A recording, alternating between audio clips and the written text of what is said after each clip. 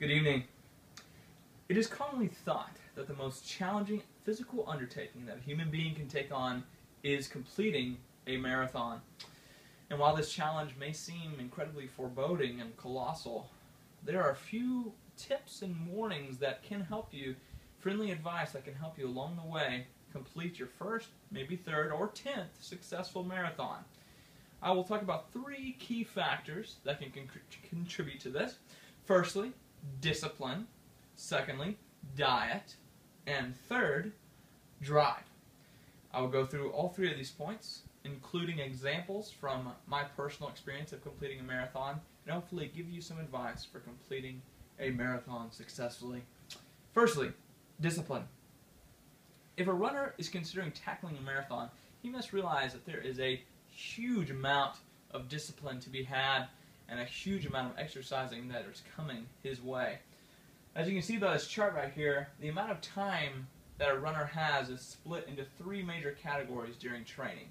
First, sleeping. Second, running. And third, everything else. 17% of the average runner's day is spent running whenever they are training for a marathon. 33% is spent sleeping, and 50% is spent doing other things, work, school, and so on and so forth. As you can see, it is obvious that a very large amount of time is spent running, and while 17% may not seem like a lot, it really is whenever you calculate how much time you spend sleeping or eating or doing anything else that is not consistent of working or other daily activities. Running does take a lot of your time, and it does require an immense amount of discipline, so you should be forewarned about that.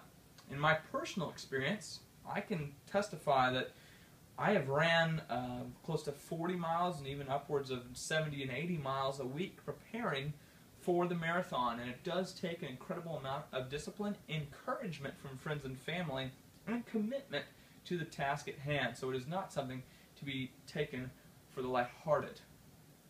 Second, and perhaps the most dreaded factor, a runner must maintain a strict diet if he is committed to finishing a marathon. If a runner is still considering tackling the marathon after this, he should be aware that this diet is very important and it should not be taken lightly, because any departure from this diet during the training could be and probably will be detrimental to the runner's health and preparation for the marathon. Here are just a few examples of some foods to eat and not to eat during the marathon. This is by no means, or in preparation for the marathon, this is by no means exhaustive, but they are a few examples of foods you should eat. Eat more of fruits, obviously, vegetables, whole grains, and fiber-rich foods, and stay away from the saturated fats, lots of starches and oils, and red meat, as that could possibly slow you down and cause you to be more sluggish during training, and could perhaps lead to a lack of desire to finish the training. From my personal experience in this diet, I have found that there is a cycle that is very healthy. Whenever you eat healthy food, you have the desire to exercise, and you enjoy the exercising more. And so after exercising more, you have even a greater desire to eat healthy. And so this cycle continues and continues as you want to eat healthy and then exercise because you feel good. Your health increases as you exercise then, and then you want to eat healthier. And so this cycle benefits. The healthier that you eat, the more likely you are to exercise, and the more likely you are going to reach this well-being that will be very helpful during the marathon training. It's very important. That's what I found in my experience, and I think it is very well worth it going through the very much dreaded strict diet of a marathon runner. And third, and finally, a runner must have a passionate drive whenever they take on the marathon. And what do I mean by this? A passionate drive is a motive that is greater than yourself to help you achieve something that appears greater than yourself. Now, this could be charity, this could be for friends and family, but for me personally, it was World Vision, this top image right here. World Vision was and is an organization that helps provide clean water and wells for children in Africa and their families.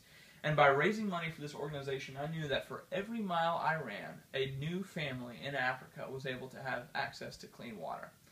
And so, for this, I am extremely thankful, and I highly encourage you to find something worth running for. And in conclusion, if you are considering, after all these 3 factors, running a marathon, you should take in mind and take to heart that it will take much discipline, a strict diet, and a very powerful drive to complete both the training and the race itself. Work hard, remain vigilant, and stay focused on your motive, and you'll be able to achieve it. I wish you all the best. Thank you.